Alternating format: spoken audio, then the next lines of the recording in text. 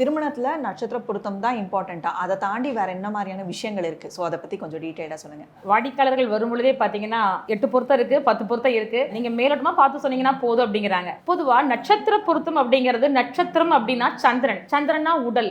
இந்த திருமணம் தாம்பத்தியம் சொல்லக்கூடிய விஷயத்துல இந்த உடலும் இந்த உடலும் சேர்வதற்கு தகுநிலை இருக்கா அப்படின்னு அந்த உடல் சார்ந்த இணைவு பொருத்தம் இருக்கான்னு மட்டும்தான் நம்ம பார்க்கிறோம். மன பொருத்தம் ஒன்று இருக்கு பாத்தீங்களா, அதை பார்க்கறதே இல்லை. நட்சத்திர பொருத்தம் மட்டும் பார்த்து கல்யாணம் பண்ணலாமான்னா நீங்க பொருத்தமே பார்க்காம கல்யாணம் பண்ணலாம், அதுக்கு அவசியமே இல்லை நட்சத்திர பொருத்தம். ஆனா அந்த திருமணம் வாழ்நாள் முழுக்க தலைமுறையா தொடரணும், அவங்களுடைய 60ஆம் கல்யாணம் வரைக்கும் அந்த திருமண பந்தம் நிலைச்சு நிக்கணும் அப்படின்னா நம்ம மன பொருத்து தான் பார்க்கணும். சோ இந்த விஷயங்களை பார்க்கணும் அப்படின்னா நம்ம ஜாதக பொருத்தம் அப்படிங்கிறது கண்டிப்பா அவசியமான ஒண்ணு. ஒருவருக்கொருவர் இவங்க மேல அவருக்கு ஒரு ஈர்ப்பு இருக்கணும், அந்த பெண்ணுக்கு ஆண் மேல ஒரு ஈர்ப்பு இருக்கணும். அப்படி ஒரு ஈர்ப்பு இருக்கும் பொழுதுதான் சரி நம்ம மனைவி தானே, தப்பு செஞ்சா பரவாயில்ல அப்படின்னு விட்டு கொடுத்து போகக்கூடிய தன்மை இருக்கும். இதே 4, 10, 6 இந்த மாதிரி 6, 8 தொடர்புல லக்னம் போயிடுச்சு அப்படின்னா அவளுக்கு என்ன இவ்வளவு கொழுப்பா, அவ பண்ணா நம்ம அட்ஜஸ்ட் பண்ணி போனோமா அப்படிங்கிற ஈகோ வர ஆரம்பிச்சிடும். அதனால கண்டிப்பாக ஜாதகத்துல ஜாதக பொருத்தம் பார்க்கணும். அதே போல திருமணத்திற்கு பிறகு பயங்கரமான வளர்ச்சி, பொருளாதார உயர்வு, பேர் புகழ், கௌரவம், அந்தஸ்து இது மாதிரி மிகப்பெரிய அளவில் அடைஞ்சவங்களையும் பார்த்திருப்போம்.